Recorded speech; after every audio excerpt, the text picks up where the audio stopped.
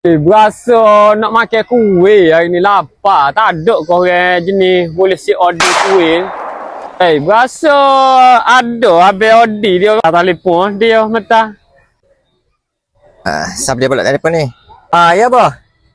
Okey, habis order ni. Kita lah ni ada masalah besar habis order. Kita sapa tamu ni berasa lapar pula.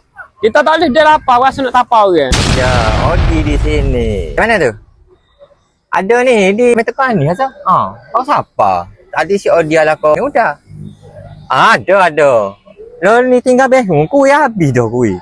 Jadi boleh tak habis order mai selalu on the spot? Boleh mai selalu mai habis order. Kita nak makan ni sebelum kita jogging. Kita nak makan dulu kenyanya. Ya. Boh duduk di mana boh? Duduk di mana? Oh, jauh tak duduk. Ni kita mari atas dah. Logak boh ngadap kan dah lapar kau. Ni kata behung ni. Tengah dah? Allah boleh terang juga bagi order. Si order apa mulu?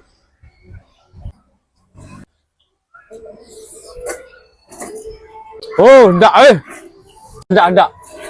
Behung dia ni. Bukan hanya menang kita jumpa lah. Orang dia cukup rasa.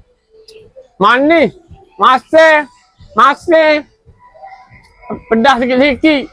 Dia tak cukup rasa. Telur dengan air. Ada. Tak boleh beli dengan habis. Saya saja.